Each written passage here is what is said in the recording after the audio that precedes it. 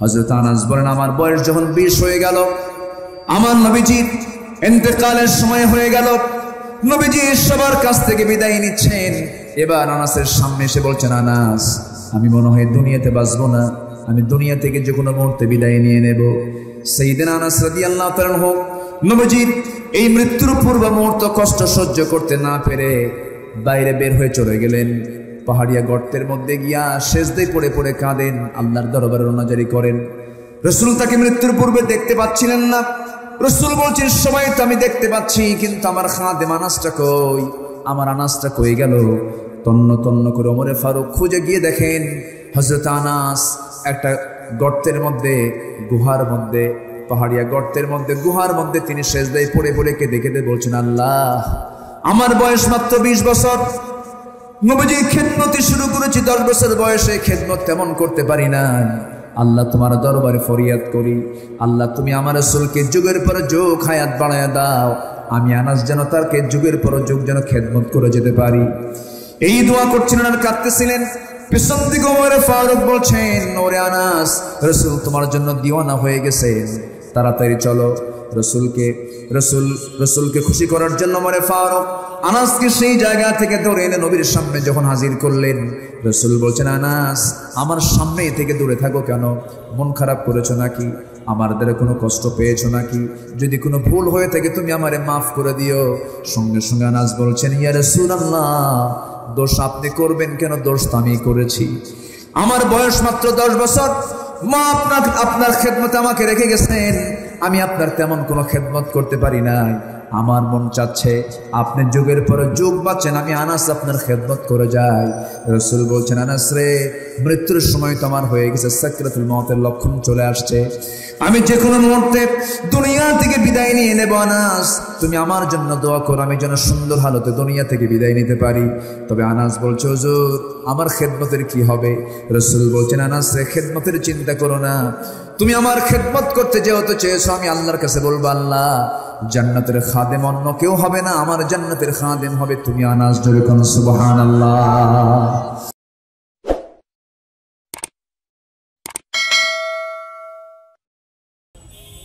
আসসালামু আলাইকুম ওয়া রাহমাতুল্লাহি ওয়া বারাকাতুহু।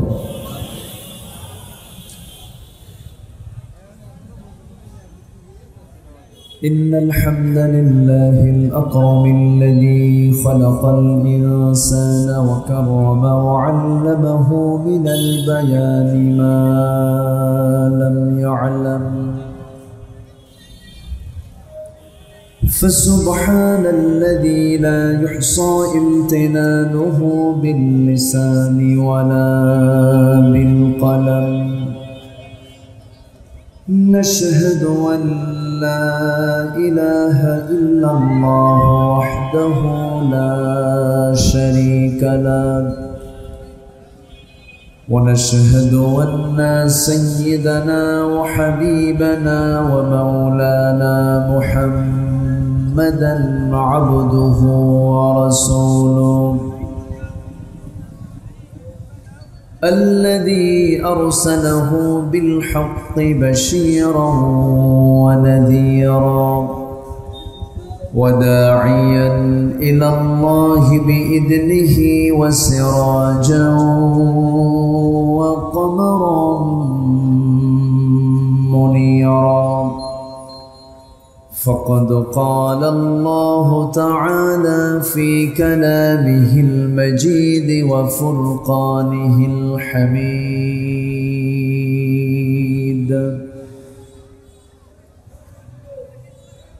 أعوذ بالله من الشيطان الرجيم. بسم الله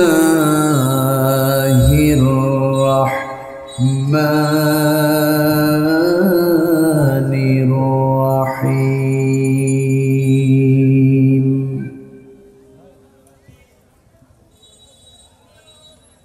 ألم نجعل له عينين ولسانا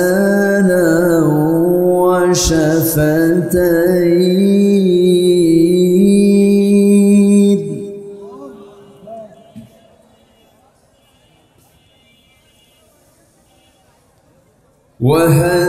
وهديناه النجدين فلاقتحم العقبة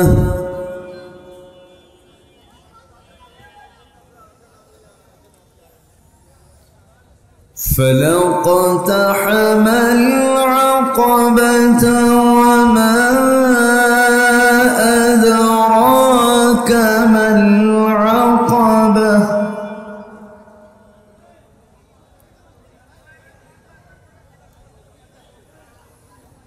وما أدراك ما العقبة فك رقبة أو إطعام في يوم ذي مسغبة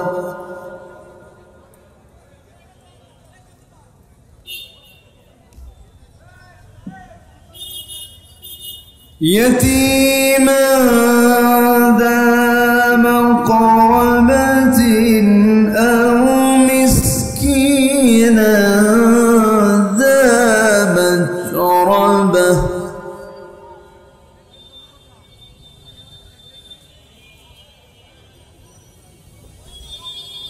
ثم كان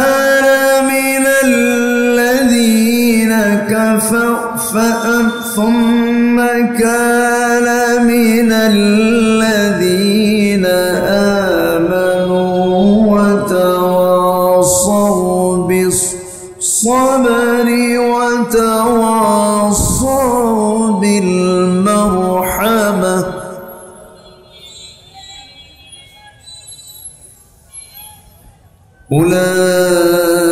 أولئك أصحاب الميمنة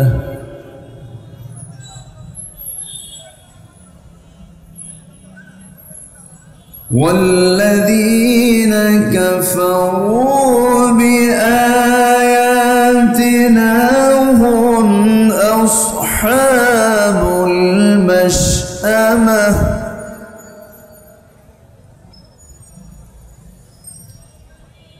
عليهم نار مؤصدة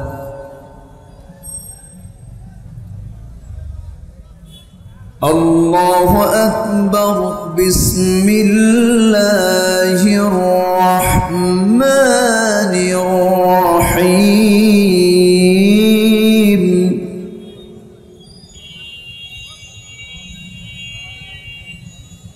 إن الله وملائكته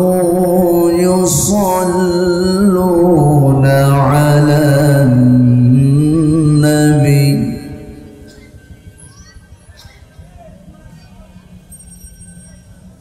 يا أيها الذين آمنوا صلوا عليه وسلموا تسليما اللهم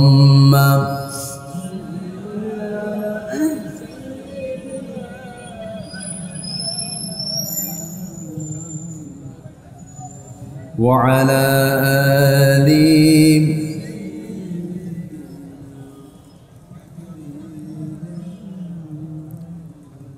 একটু মহব্বত দিয়ে নবীর প্রেমে মাতোয়ারা হয়ে জবান খুলে উচ্চ আওয়াজে সবাই বলুন আল্লাহুম্মা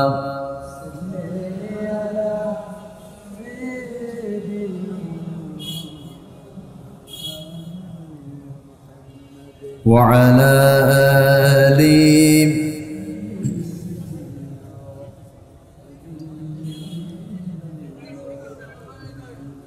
সবাই বলুন বালাগাল উলা বিকামালিহি কাশাফাত তুজা বিজামালিহি حسنت جميع خصاله صلوا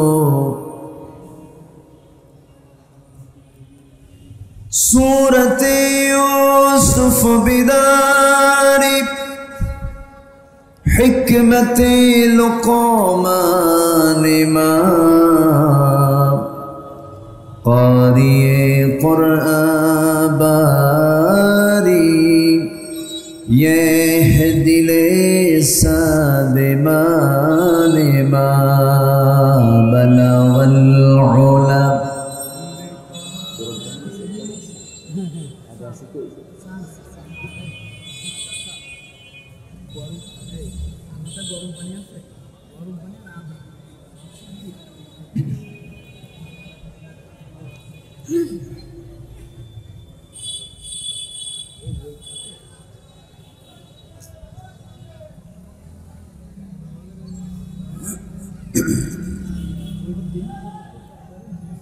খুলনা অঞ্চলের যশোর জেলার মনিরামপুর উপজেলার চালুয়াহাটি মাহফিল ইন্তজামী কমিটি কর্তৃক আয়োজিত চালুয়াহাটি পশ্চিমপাড়া যুব সমাজ কর্তৃক আয়োজিত দিনের বেলা অনুষ্ঠিত আজকের এই তাফসীর মাহফিলের সম্মানিত সুযোগ্য সভাপতি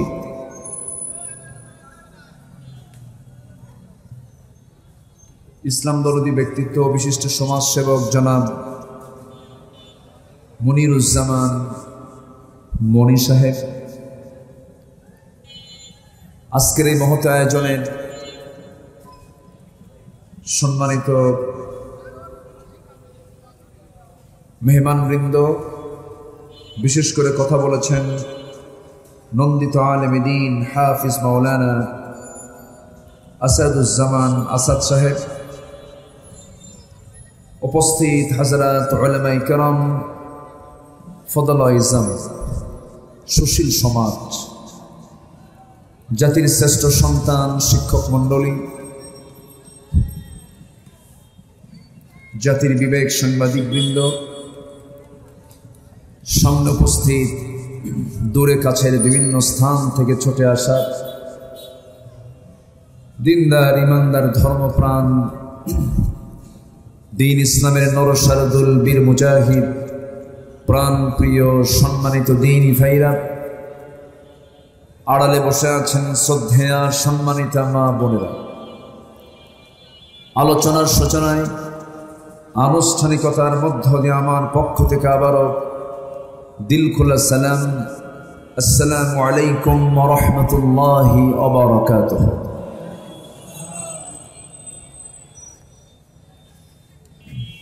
সবাই কেমন আছেন? আমাকে প্রশ্ন করলেন, আল্লাহ তাআলা আমাকেও আপনার মতো ভালো রেখেছেন, বলছি আলহামদুলিল্লাহ। হাজারো কাজের ভিড়ে ব্যস্ত সময় পাড়ি দিয়ে যে সময়টা আমাদের সবচেয়ে কাজের সময়, ঠিক ভরা দুপুর বেলা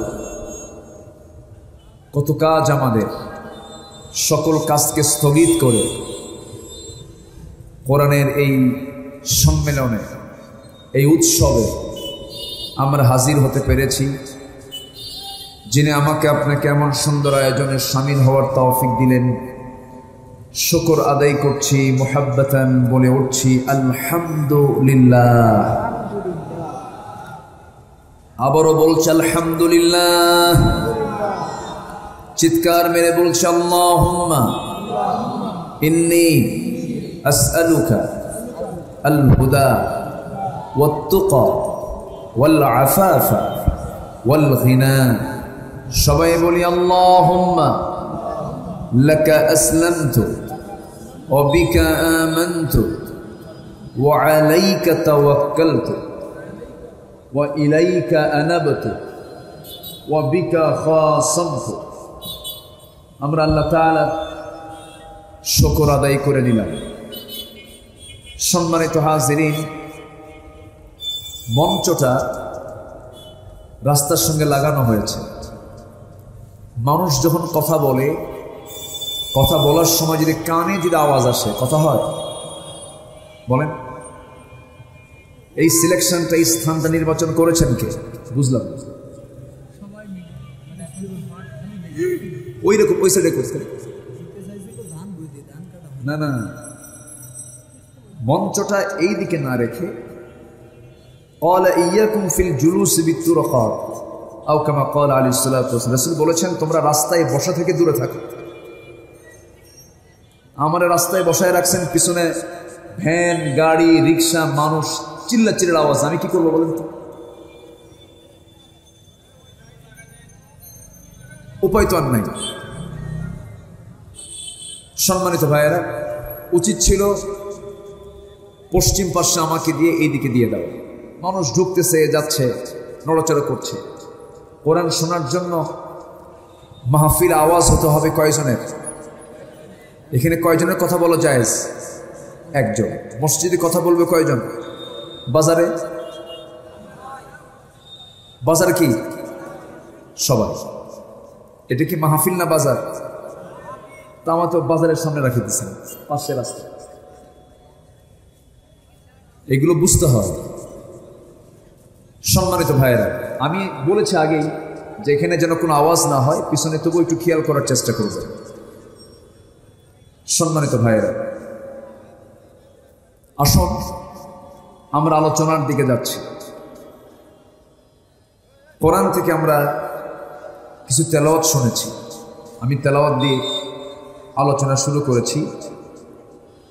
যে সূরার অংশ আমি তেলাওয়াত করেছি সেই সূরাটা হলো সূরাতুল বালাদ। সূরাতুল বালাদ, সূরা বালাদের কিছু অংশ আমি তেলাওয়াত করেছি। আল্লাহ যদি আমাকে তৌফিক দেন, কিছু কথা বলার আমি চেষ্টা করছি। ওয়া তৌফিকি ইল্লা বিল্লাহ আলাইহি তাওয়াক্কালতু ওয়া ইলাইহি উনীব। সেই মহান রবের প্রতি পূর্ণ ভরসা রেখে আসুন আমরা আলোচনার দিকে চলে যাচ্ছি। যে কিতাবের আলোচনা হচ্ছে, এই কিতাবকে পৃথিবীর কোনো লেখকের লেখা বই? পৃথিবীর কোনো মানুষ এটা রচনা করেছে? এই কিতাবটা কার পক্ষ থেকে নাজিল হওয়া? আসতে বলবেন না, কার পক্ষ থেকে? আমি নখটা উঁচু করেছি, তাহলে আল্লাহ নখের কোন দিকে? উপরে না? আল্লাহর পক্ষ থেকে নাজিল হওয়া। তাহলে কোরআনটা এসেছে এই দিক থেকে না এই দিক থেকে? উপর থেকে। আসমানি কিতাব, আসমানি গ্রন্থ। পৃথিবীর সব কিতাব ভুল হবে, পৃথিবীর সকল বই লিখতে পড়তে ভুল হয়ে যাবে। আমার আল্লাহর সৃষ্টি যেমন নিখুঁত, আমার আল্লাহ তাআলার কর্মপদ্ধতি যেমন নিখুঁত, তেমন আল্লাহ তাআলার বিধানটাও নিখুঁত, নির্ভুল। জোরে বলে সুবহানাল্লাহ। আমার আপনার বাড়ি যখন নির্মাণ করি, ইঞ্জিনিয়ার বলে দিয়েছে 20টা কলাম দিলেই বিল্ডিং হয়ে যাবে। বিল্ডিং করার পর আরেক ইঞ্জিনিয়ার এসে বলল, না, কলাম 2টা শর্ট পড়ছে, আরো 2টা দিলে ভালো হতো। আপনার এই জায়গায় রডটা কম হয়ে গেছে, এখানে এটা না বসে এটা এখানে বসলে ভালো হতো। আমাদের চিন্তা প্ল্যানে ভুল ধরা পড়ে কি পড়ে না? পড়ে। অথচ এই দুনিয়ার একটা ছাদ আল্লাহ তাআলা দিয়েছেন, প্রথম আকাশের একটা ছাদ দিয়েছেন। এই ছাদে কোনো খুঁটি আছে? আসতে বলবেন না, খুঁটি আছে? খুঁটিবিহীন ছাদ, ঝুলন্ত ছাদ। বিগাইরি আমাদিন তারাউনাহা। তুমি কি দেখো না আমার কি সূক্ষ্ম পরিকল্পনা? কোটি কোটি বছর এই দুনিয়ার বয়স, একটা আকাশ আমি তোমার মাথার উপরে ছাদ বানিয়ে দিয়েছি। ওয়াসসামাআ বিনা, তোমার জন্য আকাশের ছাদ বানিয়েছি। দেখো না খুঁটিবিহীন ছাদ আমি আল্লাহ কেমন করে বানায় রাখছি, কোথাও কোনো ভুল নাই। জোরে বলুন সুবহানাল্লাহ। যিনি এই বিশাল আকাশের মালিক হতে পারেন, যিনি এই বিশাল প্রদীপ্ত সূর্যের মালিক হতে পারেন, তিনি আমার আপনার জীবন চলার জন্য তিনি কি একটা পথ দেখাতে পারেন না? আসতে বলবেন না, পারেন না? অবশ্যই তিনি পারেন। সেজন্য তিনি আমাকে আপনাকে পথ দেখানোর জন্য একটা দিশা দিয়েছেন। সেই দিশার নাম কি? বলেন, সেই দিশার নাম কি? কোরআন। কোরআনে কারীমে আল্লাহ তাআলা বান্দাকে বহু নিয়ামতের কথা বলেছেন। একটা সূরা আছে যে সূরাতে আল্লাহ তাআলা ফাবিআইয়ি আলা'i রাব্বিকুমা তুকাযযিবান এই কথা একবার বলেছেন না বারবার বলেছেন? বারবার। এর মানে হলো তুমি তোমার রবের কোন কোন নিয়ামতকে তুমি অস্বীকার করবে, কোন কোন নিয়ামতকে তুমি অস্বীকার করবে, এই কথাটা বারবার বলেছেন সূরা রহমানের ভিতরে। কিন্তু শুরু করেছেন দেখেন কি দিয়ে? আল্লাহ তাআলা অনেক নিয়ামত দিয়েছেন, কিন্তু আল্লাহ তাআলা শুরু করেছেন তার রহমান নাম দিয়ে। এরপরে তিনি কি বলছেন? আল্লাহ রাব্বুল আলামিন বলেন, আর রহমান আল্লামাল কুরআন খালাকাল ইনসানা আল্লামাহুল বায়ান। যিনি রহমান, যিনি দয়ালু, যিনি বান্দাকে কোরআন শিক্ষা দিয়েছেন। এক নাম্বার, তিনি বান্দার প্রতি দয়া করে কি শিক্ষা দিয়েছেন বলেন? কোরআনটাকে শিখিয়েছেন, কোরআন শিক্ষা তিনি দিয়েছেন। যদি এই কোরআন যদি না থাকতো আমরা আমাদের আল্লাহকে চিনতে পারতাম না, রসুলকে বুঝতে পারতাম না, হাসর বুঝতাম না, বিচার বুঝতাম না, মিজান চিনতাম না, পুলসিরাত চিনতাম না। আর আমার আপনার জন্য দুনিয়ার বাড়িটা ক্ষণস্থায়ী বাড়ি, ক্ষণস্থায়ী ঠিকানা। মানুষের দুনিয়াতে বিভিন্ন অফিসে চাকরি করতে গেলে ঠিকানা দুইটা নেওয়া লাগে। কয়টা ঠিকানাটা বলেন? দুইটা ঠিকানা লাগে, একটা বর্তমান আর একটা কি স্থায়ী। এই 70 বছরের 80 বছরের জিন্দেগিতে কোনো অফিসের চাকরি করতে গেলে দুইটা ঠিকানা দেওয়া লাগে, একটা হলো বর্তমান ঠিকানা আর একটা হলো স্থায়ী ঠিকানা। কিন্তু আমি যদি প্রশ্ন করি গোটা দুনিয়ার যে ঠিকানা এটা আমাদের অস্থায়ী না স্থায়ী? অস্থায়ী ঠিকানা, ক্ষণিকের জন্য ঠিকানা, ক্ষণিক নিবাস এটা। কিন্তু আমার আপনার জন্য আল্লাহ রাব্বুল আলামিন যে স্থায়ী ঠিকানা রেখে দিয়েছেন, সেই স্থায়ী ঠিকানা কোথায় বলেন? সেই স্থায়ী ঠিকানা কোথায়?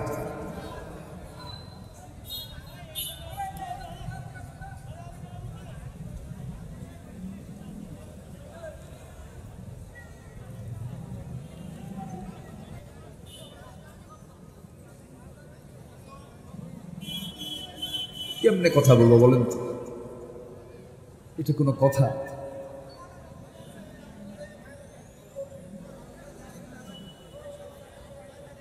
সবাই কথা বলে, হ্যাঁ?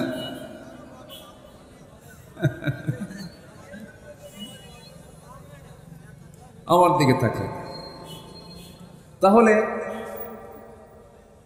আমাদের স্থায়ী ঠিকানা দুনিয়া না আখিরাত? আখিরাতের কোথায় বলেন? আখিরাতের কোথায়? জান্নাত। আখিরাতের জান্নাত। জান্নাত যদি না পাই বলেন বলেন, ফি নারি জাহান্নামা খালিদিনা ফিহা। খালিদিনা মানে কি? চিরস্থায়ী। তাহলে এক শোতে বলে ফেললাম যে আখিরাতের চিরদিনের ঠিকানা হলো জান্নাত। জাহান্নামও আছে না নাই? আবু জেহেলের জন্য চিরস্থায়ী কি বলেন? ফেরাউনের জন্য কি? নমরুদের জন্য কি? হামানের জন্য কি? সাত্তাদের জন্য কি? জাহান্নাম। তাহলে আখিরাতে আমার আপনার জন্য দুটা ঠিকানা আছে। কয়টা ঠিকানা আছে? দুটা। Go to hell, go to heaven. জান্নাতে যাও অথবা জাহান্নামে যাও।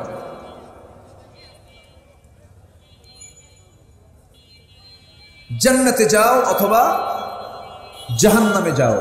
আমরা কোথায় যেতে চাই? তাহলে বান্দা হতে হবে কার? হয়তো প্রশ্ন করতে হুজুর আমরা তো বান্দা আল্লাহরই, কিন্তু বান্দা হওয়ার মধ্যে দুটো ক্লাস আছে। একটা হচ্ছে অনুগত বাধ্য, আরেকটা কি অবাধ্য। একটা বাধ্য আরেকটা কি অবাধ্য। আমরা কি বাধ্য হতে চাই না অবাধ্য হতে চাই? বাধ্য। আমরা অনুগত হতে চাই। অনুগত বান্দা কাকে বলে? অনুগত বান্দার বৈশিষ্ট্য হলো আল্লাহ তাআলা যা বলেছেন সঙ্গে সঙ্গে তা মেনে নিয়ে এটা আমলে রূপ দেওয়া। এটা হচ্ছে অনুগত বান্দার বৈশিষ্ট্য। আল্লাহ রাব্বুল আলামিন বলেন, আমানার রাসূলু বিমা উনজিলা ইলাইহি মির রাব্বিহি ওয়াল মুমিনুন কুল্লুন আমানা বিল্লাহি ওয়া মালাইকাতিহি ওয়া কুতুবিহি ওয়া রুসুলিহি লা নুফাররিকু বাইনা আহাদিন মির রুসুলিহি وقالوا سمعنا وأطعنا غفرانك ربنا وإليك المصير جربنا الله أكبر আমরা যারা ঈমানদার, ঈমানের যদি দাবি করতে চাই, আল্লাহ তাআলা যা বলেছেন শুনবো, সঙ্গে সঙ্গে তা মানব। এই কিতাব যা আল্লাহ তাআলা নাজিল করেছেন শুধুমাত্র কি তেলাওয়াতের জন্য নাজিল হয়েছে নাকি এটা নামাজের জন্য নাজিল হয়েছে নাকি না? শুধু নামাজের জন্য, শুধু 5 ওয়াক্ত নামাজ কমপ্লিট করার জন্য এত বড় কোরআন নাজিলের কোনো প্রয়োজন ছিল না। আল্লাহ তাআলা এই কিতাবটা এমন ভাবে নাজিল করেছেন মানব জীবনের জন্য যত জায়গা দরকার, যত জায়গায় মানব জীবন চলতে গিয়ে যত কিছু প্রয়োজন সমস্ত আয়োজন আল্লাহ তাআলা এর মধ্যে করে দিয়েছেন। জোরে বলি সুবহানাল্লাহ। সেনাবাহিনী, সেনাপতি কেমনে চালাবে, রাষ্ট্রপতি কেমনে চালাবে, চেয়ারম্যান ইউপি কেমনে চালাবে, এমপি তার অফিস কেমনে চালাবে, ডিসি তার প্রশাসন কেমনে চালাবেন, এসপি তার প্রশাসন কেমনে চালাবেন, ওসি তার সমস্ত অধীনস্থ প্রশাসনকে কেমন করে চালাবেন, ব্যাংকের ম্যানেজার ব্যাংকটা চালাবেন কেমনে, ব্যবসায়ী ব্যবসা করবেন কেমনে, সমাজসেবক সমাজ সেবা দেবেন কেমনে, এই রকম করে মানব জীবনের প্রত্যেকটি সেক্টরে প্রত্যেকটি কাজ সফল করার জন্য, বাস্তবায়ন করার জন্য আল্লাহ রাব্বুল আলামিন এই কিতাবের মধ্যে প্রত্যেকটা বিভাগের প্রত্যেকটা বিষয়ের ফয়সালা করে দিয়েছেন। জোরে বলি সুবহানাল্লাহ। সব দিয়েছেন। পরিবার চালাবেন কেমনে, বউ চালাবেন কেমনে, সংসার চালাবেন কেমনে, ছেলে মেয়ে চালাবেন কেমনে, চাকরি করবেন কেমনে, সব কিছু এই কিতাবে আছে না নাই? আসতে বলবেন না, আছে না নাই? এখন প্রশ্ন হলো, চালানোর পদ্ধতি দুনিয়াতে দেওয়া আছে 2টা। কয়টা পদ্ধতি? 2টা। একটা হলো আল্লাহ প্রদত্ত কোরআন তথা ইসলাম, আর মানুষ প্রদত্ত মনুষ্য রচিত মানুষের কিছু পদ্ধতি, মানুষের কিছু বিধান এই দুনিয়াতে আছে। তাহলে পৃথিবীতে মানুষ জীবন চলার জন্য পদ্ধতি কয়টা? আসতে বলবেন না, পদ্ধতি কয়টা? একটা পদ্ধতি কার? জোরে বলেন। আরেকটা পদ্ধতি মানুষের। মানুষই সেই পদ্ধতি বের করেছে। যেরকম কার্ল মার্কস, লেনিন, মাও সেতুং, এরকম পৃথিবীর বড় বড় যারা মানব রচিত মতবাদ যারা লিখেছেন, রচনা করেছেন, এরপরে মানব রচিত মতবাদ তৈরির পেছনে অনেক মেহনত করেছে অনেকেই। গণতন্ত্রের, ডেমোক্রেসির অনেক রূপ দিয়েছে পৃথিবীতে মানুষ। এই যে মানুষের রচনা করা যে বিধানগুলো আছে আর আল্লাহর যে বিধান আছে, মানুষ শান্তি পেতে পারে মানুষের তৈরি করা বিধানে না আল্লাহর বিধানে? আসতে বলবেন না, কার বিধানে? আল্লাহর বিধানে। কারণ যে আল্লাহ সূর্য বানাতে পারেন, যে আল্লাহ আকাশ বানাতে পারেন, সে আল্লাহকে আমাকে আপনাকে চলার জন্য একটা বিধান দিতে পারেন না? পারেন। কিন্তু এরপরেও কিছু মানুষ কেন এগুলো রচনা করেছে? এই রচনা করার পিছনে মূল কারণ হলো পৃথিবীতে দল হলো 2টা। একটা হলো কার দল? আসতে বলবেন না, কার দল? আরেকটা কার? শয়তানের দল। শয়তানকে খুশি করার জন্য কিছু মানুষ দুনিয়াতে আছে না নাই? আছে। আমার রাসূল সহ পৃথিবীতে যত নবী এবং রাসূল এসেছেন সবার দাওয়াতের মিশন কিন্তু দুটো ছিল না। প্রত্যেক পয়গম্বরের মিশন, লক্ষ্য, কাজ দুই না এক? আসতে বলবেন না, দুই না এক? একটু কান লেগে মনোযোগ দিয়ে শুনবেন। কিন্তু আদম থেকে শুরু করে নিয়ে আমার রাসূল পর্যন্ত সকল পয়গম্বরের মিশন, যে দায়িত্ব, যে কাজ, এটা ছিল দুই না এক? কি দায়িত্ব সেটা আল্লাহ তাআলা বলছেন। আল্লাহ রাব্বুল আলামিন বলেন, وَلَقَدْ بَعَثْنَا فِي كُلِّ أُمَّةٍ رَسُولًا أَنِ اعْبُدُوا اللَّهَ وَاجْتَنِبُوا الطَّاغُوتَ। এই দুনিয়াতে আমি আল্লাহ রাব্বুল আলামিন যত পয়গম্বর পাঠিয়েছি সমস্ত পয়গম্বরদের কাজ একটাই ছিল। তারা বলেছেন কি, তোমরা একমাত্র গোলামি করবে কার? আইন মেনে চলবে কার? বিধান মেনে চলবে কার? আর তোমরা তাগুতকে পরিহার করে চলবে। তাগুত মানে কি? একটু কান লাগাবেন, সবাই মনোযোগ দিয়ে শোনার চেষ্টা করবেন। তাগুতটা কি? তাগুত হলো যে নিজে ইসলামকে মানে না, অন্যজনকে মানতে দেয় না, মানতে বাধার সৃষ্টি করে। এই সমস্ত কাজ যারা করবে সেটাই হলো তাগুত। যেমন তাগুতের গডফাদার ছিল মিস্টার ফেরাউন। নাম শুনছেন না সবাই? আল্লাহ তাআলা ফেরাউনকে সৎ পথে আনার জন্য মুসা আলাইহিস সালামকে আল্লাহ তাআলা ডাক দিয়ে বলছেন, ইযহাব ইলা ফিরআউনা ইন্নাহু তাগা। হে মুসা, তুমি ফিরআউনের কাছে চলে যাও, সে সীমা লঙ্ঘন করেছে, তাগুতের পথ অবলম্বন করেছে, তাকে তুমি দাওয়াত। যে শহরে কাবা আছে সেই শহরকে বালাদ, আল্লাহ তাআলা এই শহরের তিনি কসম খেয়েছেন, লা উকসিমু বিহাদাল বালাদ। আল্লাহ তাআলা ওই শহরের তিনি কসম খেয়েছেন। কোন শহর?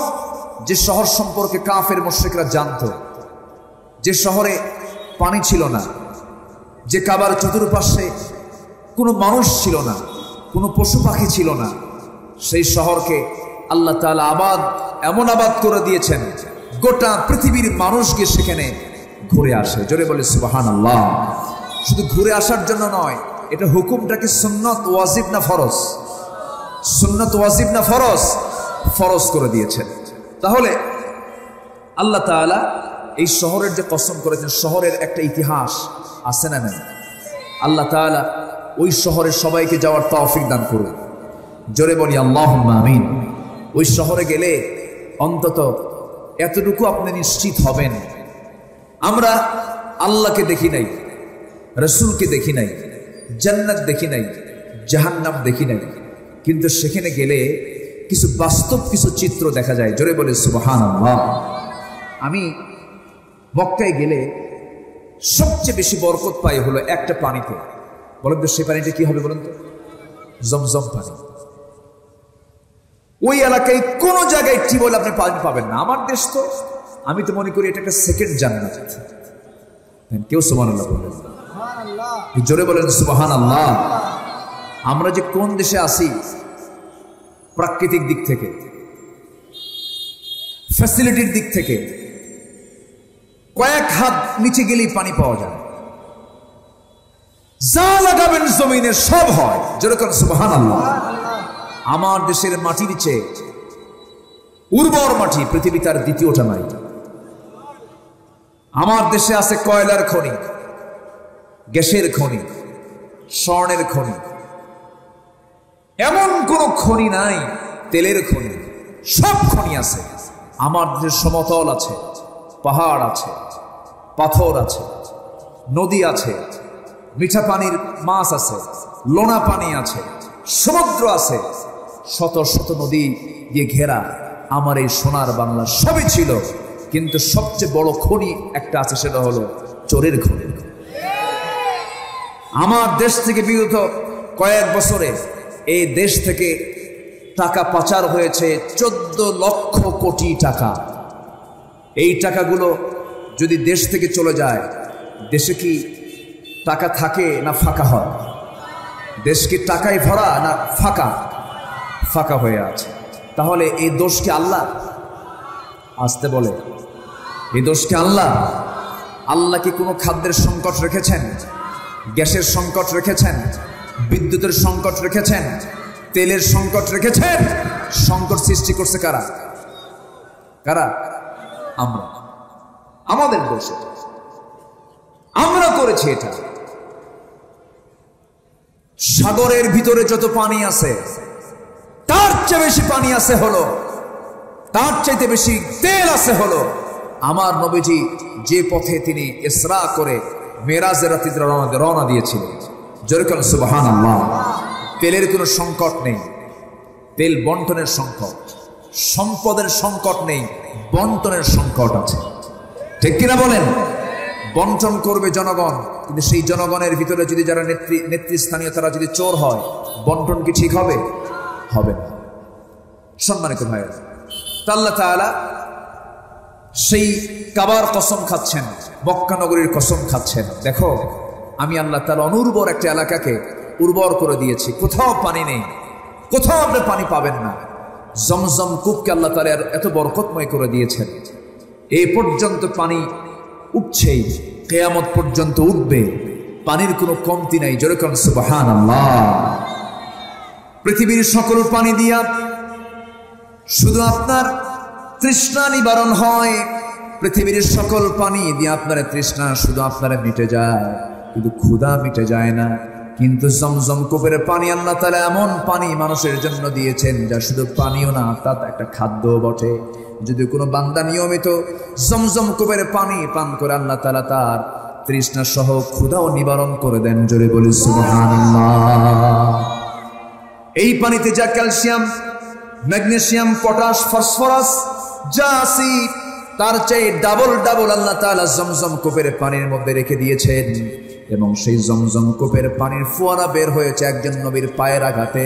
সেই নবীটার নাম কি বলেন? সেই নবীর নাম কি বলেন? ইসমাঈল আলাইহিস সালাতু ওয়াস সালাম। ইসমাঈল আলাইহিস সালাতু ওয়াস সালাম তিনি যখন মার উদর থেকে, মার পেট থেকে যখন বাইরে চলে এলেন, দুনিয়াতে চলে এলেন, পানির জন্য মা ছটফট করে কাঁদতেছিলেন। সাফা মারওয়ায় যাওয়া আসা করেন, যাইতে যাইতে আসতে ফিরতে সাই করতে করতে এইদিকে এসে দেখেন ছোট্ট সন্তানের পায়ের আঘাতে সেখান থেকে পানির ফোয়ারা বের হয়েছে। তিনি কি করলেন? কাদা মাটি দিয়ে, বালু দিয়ে চতুর্দিকে ঠেকে দেওয়ার চেষ্টা করলেন, অঞ্জলি ভরে ভরে পানি পান করলেন। ওই যে পানির ফোয়ারা শুরু হয়েছে, গোটা দুনিয়ার মানুষ সেই জমজমের কূপের পানি খাইয়া শেষ করতে পারে না। জোরে বলে সুবহানাল্লাহ। জমজম কূপের পানি পান করার দোয়াও আছে, আল্লাহুম্মা ইন্নী আসআলুকা ইলমান নাফিআ ওয়া রিজকান ওয়াসিআ ওয়া শিফাআন মিন কুল্লি দাইন। দুনিয়ার সমস্ত পানি পান করতে হয় বসে বসে, আর জমজম কূপের পানি পান করতে হয় দাঁড়ায়া দাঁড়ায়া। কিবলামুখী হয়ে রাসূল পানি পান করেছেন। এই পৃথিবীতে 3টা ওষুধ আছে, আপনার মাথায় রাখবেন। যার ক্যান্সার হয়েছে, যার বি ভাইরাস হয়েছে, যার ডায়াবেটিস হয়েছে, জটিল জটিল রোগ যাদের মধ্যে হয়েছে, 3টা জিনিস রেগুলার রাখবেন। নাম্বার 1 হলো আল্লাহ তাআলা সূরা নামল নাযিল করে একটা স্থায়ী ওষুধ দিয়েছেন, সেটা হলো মধু। মধু তুমি পান করবে, সাথে কালো জিরা পান করবে, বুখারীর বর্ণনা। এবং সাথে আল্লাহ তাআলা দিয়েছেন জমজম কূপের পানি। এই 3টা, 2টা হলো পানীয়, আরেকটা হলো আল্লাহ তাআলা বীজ দিয়েছেন, কালো জিরা দিয়েছেন। এই 3টা জিনিস একমাত্র মৃত্যু রোগের সারা পৃথিবীর সমস্ত রোগের ঔষধ। জোরে বলেন সুবহানাল্লাহ। আমার নিজের চোখ সাক্ষী, আমি নিজের চোখে দেখেছি ক্যান্সারের রোগী। কিসের রোগী বলেন? ক্যান্সারের রোগী আমি নিজের চোখে দেখেছি। চোখই দেখে না, চোখ তার অন্ধ, মার পেট থেকে অন্ধ হয়ে দুনিয়াতে এসেছে। এই সমস্ত বান্দাগুলো মক্কায় চলে গেছে। আমি কয়েকবার গিয়েছি মক্কায়, হজের সফরে গিয়েছি, 9 গিয়েছি, 15তে গিয়েছি, 19-এ গেছি, কয়েকবার 17 সালে গিয়েছি। এই হজের সফরে গিয়ে বহু নিজের চোখে সাক্ষী হয়ে আছি। একজনের ক্যান্সার হয়েছে, একজন মিশরি ভাই, প্রচন্ড তার রোগ, এমন ক্যান্সার আক্রান্ত হয়েছেন। ওই অবস্থায় তিনি হজে চলে আসছেন। আল্লাহর মেহেরবানি, গোটা শরীরে জমজম কূপের পানি দিয়ে তিনি ঢালেন, আর জমজম কূপের পানি পান করে 40 দিনে ক্যান্সার মুক্ত হয়ে তিনি মক্কা থেকে ফিরেছেন। জোরে বলি সুবহানাল্লাহ। শেফা দিয়েছেন কে? আরোগ্য দিয়েছেন কে? মধুর মধ্যে আরোগ্য আছে না নাই? কালো জিরার মধ্যে আরোগ্য আছে না নাই? বিড়ি খাওয়ার দোয়া কোন? আমরা তো ভালো কিছু খাই না, ভালো কিছু খেলে তো হ্যাঁ সমস্যা নেই, আমার সে থাল আছে তো, সমস্যা নেই। জি সম্মানিত ভাইয়ের, আমি তো প্রথমে লোক পেলাম না, আপনারা যে এরকম সালাক তা তো বুঝিনি। তবে আমি খুশি হয়েছি যে কমিটি আমার দিকে না চিন্তা করে আপনার দিকে চিন্তা করেছেন। সেটা হলো হুজুরের কান শেষ হোক, শ্রোতার কান ঠিক থাক। আপনারা তো গ্যামজামগুলো বুঝতেছেন না, আমাকে রাস্তায় থেকে আমার কান ভারী করে আপনাদের কানকে তারা ক্লিয়ার রেখেছেন, বলি আলহামদুলিল্লাহ। ভালো শোনেন তো, এখন আল্লাহ বললেন তুমি এগুলো খাও, কিন্তু আমরা কি খাই? আস্তে খাও, কি খাই? বিড়ি। বুড়ো হয়ে গেলে পান খায়, সে পান কই হলো কই? আমার সেই ভক্ত কোথায়? এত পান খায়, বলে হুজুর বেশি না, 10 বিড়া লাগে। কয় বিড়া? সারাদিনে 50-60টা যদি কেউ পান খায়, তাহলে তো আমার মনে হয় তার জন্মই হয়েছে পান খাওয়ার জন্য। না, আপনি পান খান, সবকিছুই অপরিমিত না পরিমিত? পরিমিত। অপরিমিত খাওয়া যাবে না। সাইয়েদনা লোকমান আলাইহিস সালাতু ওয়াস সালাম তার সন্তানদেরকে 3টা নসিহত দিচ্ছেন। বলছেন, আমার সন্তানেরা তোমরা 3টা কাজ করবে। শ্রেষ্ঠ খাবার খাবে, শ্রেষ্ঠ বিছানায় ঘুমাবা, আর শ্রেষ্ঠ প্রাসাদে অবস্থান করবে। সন্তান বলতেছে, আব্বা এটা কোনো কথা? ভাতই পাই না, শ্রেষ্ঠ খাবার খাবো কখন? ভালো ঘরই নাই, শ্রেষ্ঠ বিছানা পাবো কখন? আর প্রাসাদ তো দূরেই থাকে। লোকমান বললেন, তোমরা আমার কথা বোঝো নাই। এবার তিনি বললেন, শোনো, তোমরা শ্রেষ্ঠ খাবার খাবে মানে যখন তোমরা খেতে বসবে, ক্ষুধা পেটে বসবে, আবার ক্ষুধা পেটে উঠবে, তোমার কাছে মনে হবে সেই খাবারটাই তোমার জীবনের শ্রেষ্ঠ খাবার। নাম্বার 2 হলো শ্রেষ্ঠ বিছানায় ঘুমাবা। শ্রেষ্ঠ বিছানায় ঘুমানো মানে কোন সময় তুমি কাজ না করে ঘুমাবা না, কাজের শরীর বানাবা, প্রচুর পরিশ্রম করবে, পরিশ্রম না করে বিছানায় যাবা না। পরিশ্রম করে যখন বিছানায় চলে যাবে, বিছানা লাগবে না তোমার কাছে, ওই বিছানাই হবে পৃথিবীর শ্রেষ্ঠ বিছানা, ঘুম হবে। যেরকম সুবহানাল্লাহ। সন্তানদেরকে কি সুন্দর করে নসিহত দিচ্ছেন। নাম্বার 3 হলো শ্রেষ্ঠ প্রাসাদ হলো মানুষের অন্তরকে জয় করবে। মানুষের অন্তরকে যদি জয় করতে পারো, এর চাইতে বড় প্রাসাদ আর দুনিয়াতে নাই। যেরকম সুবহানাল্লাহ। আল্লাহ তুমি সকল বদনেশা থেকে আমাদেরকে হেফাজত করো, জোরে বলি আমিন। সকলকে সেই শহর, যে শহরের কসম আল্লাহ তাআলা খেয়েছেন, সেই কাবার সামনে গিয়ে সবাইকে কাবা ঘর জিয়ারত করার তৌফিক তুমি আল্লাহ দিয়ে দাও, জোরে বলি আল্লাহুম্মা আমিন। আল্লাহ তাআলা এই বালাদ সূরার ভিতরে সৌভাগ্যবান কিছু বান্দার কথা বলেছেন। কোন কোন বান্দা সৌভাগ্যবান, কোন কোন কাজের মধ্য দিয়ে বান্দা সৌভাগ্য অর্জন করে জান্নাতে চলে যাবে, তারা হবে ডানপন্থী। জোরে কান সুবহানাল্লাহ। আল্লাহ তাআলা 7টা কাজের কথা বলেছেন, 7টি আমল। কয়টা আমল বলেন? 7টি আমল যার মধ্যে থাকবে সে হবে সৌভাগ্যবান। আল্লাহ রাব্বুল আলামিন বলেন, فلقتحم العقبة وما أدراك ما العقبة فك رقبة أو إطعام في يوم ذي مسغبة يتيما ذا مقربة أو مسكينا ذا متربة ثم كان من الذين آمنوا وتواصوا بالصبر وتواصوا بالمرحمة أولئك أصحاب الميمنة والذين كفروا بآياتنا هم أصحاب المشأمة عليهم نار مؤصدة جربون الله أكبر। এই যে আমি আয়াতগুলো বলতেছি, বিরক্ত হচ্ছেন নাকি? আলোচনায় আয়াত যত বেশি হবে বরকত তত বেশি হবে। আলোচনায় বাংলার পরিমাণ যত কম থেকে আরবির পরিমাণ যত বেশি থাকবে, আয়াত হাদিস যত বেশি থাকবে, এতে বরকত কম হবে না বেশি হবে? বলেন, বেশি হবে। আল্লাহ রাব্বুল আলামিন বলছেন, ওই সমস্ত বান্দারা সৌভাগ্যবান এক নম্বর যে বান্দা কি করবে, ফাক্কু রাকাবাতিন, দাস মুক্ত করবে।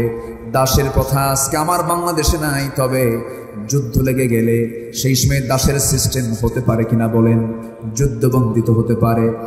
দাসের সিস্টেম কিয়ামত পর্যন্ত কিছু কিছু জনপদে থেকে যাবে। আল্লাহ তাআলা কোরআন তো নাজিল করেছেন শুধু বাংলাদেশের জন্য নয়, কোরআন নাজিল করেছেন গোটা দুনিয়ার জন্য। গোটা কোরআন গোটা দুনিয়ার জন্য নাজিল করেছেন। এক নাম্বার কাজ হলো যারা মানুষকে বন্দী না রেখে মুক্ত করবে, দাস মুক্ত করবে, দাসী মুক্ত করবে, আল্লাহ তাআলা তাদেরকে সৌভাগ্যবান বলেছেন। নাম্বার 2 হলো যারা দুর্ভিক্ষের দিনে খাদ্য দান করবে। নাম্বার 3 হলো এতিম আত্মীয় স্বজনকে যারা খাওয়াবে। ইয়াতীমান যা মাতরাবা আও মিসকিনান যা মাতরাবা ইয়াতীমান যা মাকরাবা, নিকটতম এতিম যারা আছে তাদেরকে খাওয়াবে। কিন্তু খাওয়ানো তো দূরের কথা, এতিম যে সম্পদ পাবে সেই সম্পদ চাচা পর্যন্ত মেরে খায়, এমন চাচা বাংলার জমিনে মনে হয় নাই। আছে না নাই? এগুলো কার হক নষ্ট? বান্দার। এতিম একটা অপশন, কিন্তু বান্দার হক যতগুলো আছে এর মধ্যে একটা এতিমের হক। এতিমের টাকা, এতিমের মাল মেরে খাওয়া মানুষ আছে না নাই? আছে না? আচ্ছা। চাচা অর্থাৎ ভাইকে হারিয়েছে, ভাইয়ের ছেলে রেখে ভাই চলে গেছে। এইদিকে ভাতিজা আছে, ভাতিজার অংশে যে সম্পদ চাচার অংশে সেই সম্পদ। কিন্তু জমির প্রতি শতকের মূল্য মনিরামপুর বাজারে পৌরসভার মধ্যে যে দাম আর ধানের জমির যে দাম একরকম না দুই রকম? দুই রকম, কিন্তু শতক এক। কিছু চাচা আছে দেখবেন এখানে গ্রামার খাটায়া, শতক তো ঠিক আছে, ধানের জমি চাচার ভাতিজার নামে দিয়া মনিরামপুরের চৌরাস্তার মোড়ের 4 কাঠা জমি চাচা নিজে নিয়ে বলে, বাজান আমি তোকে খুব ভালোবাসি, মাথায় হাত বুলাইয়া সব কামাই করবে। এটা কি সব হবে? আসতে বলবেন না, সব হবে? এরকম চাচা নাই? আসতে বলবেন এরকম চাচা আছে না নাই? আপনার হজ কবুল হবে না, আপনার নামাজ কবুল হবে না, আপনার কোনো দান আল্লাহর দরবারে মঞ্জুর হবে না। আপনি ইতিমের মাল মেরে খেয়েছেন। আপনি বাবা আপনার মেয়েকে সম্পদ থেকে বঞ্চিত করে আপনার ছেলেকে লিখে দিয়ে গেছেন ভালো ভালো জমিগুলো, আপনাকে সোজা জাহান্নাম যেতে হবে। কার কথা এগুলো? আসতে বলবেন না, কার কথা? আল্লাহর। আমি কিন্তু চেয়ারম্যান সাহেবদের কথা বলে দিচ্ছি। এগুলো চেয়ারম্যান সাহেবরা কিন্তু এই দরবারগুলো প্রায় করেন। সম্পত্তির দরবার আছে না নাই বলেন? সম্পত্তির ফায়সালা কে করেছেন? সম্পত্তি কে কতটুকু পাবে এই ফায়সালা কোরআনে আছে না নাই বলেন? আছে না? সব আল্লাহ তাআলা ক্লিয়ার করে দিয়েছেন। কিন্তু এই আইনের উপরে আপনি যদি হাত বসান, আপনি যদি নখ দেন, আপনি যদি কলম ঝুকান, আপনি কার সীমাকে লঙ্ঘন করলেন? কার সীমাকে লঙ্ঘন করলেন? ছেলে যদি 2 বিঘা পায়, মেয়ে পাবে, আসতে বলবে, মেয়ে পাবে 1 বিঘা। ছেলে যদি 10 বিঘা পায়, মেয়ে পাবে 5 বিঘা। এটা কি মোল্লার নিয়ম না আল্লাহর নিয়ম? এটা কি মোল্লার কথা না আল্লাহর কথা? আল্লাহর কথা। এখানে কোনো আপিল করা চলবে না। কিছু কিছু ভাই আবার আছে, বাপ হয়তো রেখে গেছে মেয়েদের জন্য, ভাই কিছু আছে, সে ভাইরা এসে বলে, ভাইদের কাছে যখন বোনেরা এসে বলে, ভাই বাপ তো মারা গেছে বহু আগে, সম্পদগুলো একটু বুঝাইয়া দাও। যখন বলে সম্পদ বুঝাইয়া দাও, তখন ভাইরা বলে, শোনো, বাবার সম্পত্তি নিতে এসেছো, মায়ের সম্পত্তি নিতে এসেছো, ভালো কথা, অংশ নিলে কিন্তু ধ্বংস হবে। দেখছেন কি হাদিস দিয়ে দিল? অংশ নিলে কি হয়? ধ্বংস হয়। এটা কোনো হাদিস? আসতে বলবেন, এটা কোনো হাদিস? হাদিস না।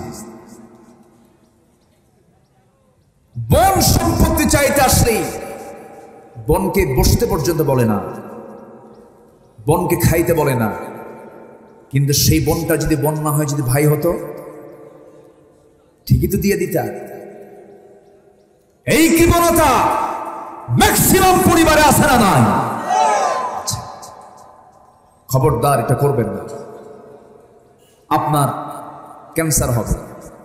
আপনার মেয়ে অশান্তিতে থাকবে, আপনার ছেলে মানুষ হবে না। কারণ হারামের কোনো আরাম, আসতে বলবেন না, হারামের কোনো আরাম নাই।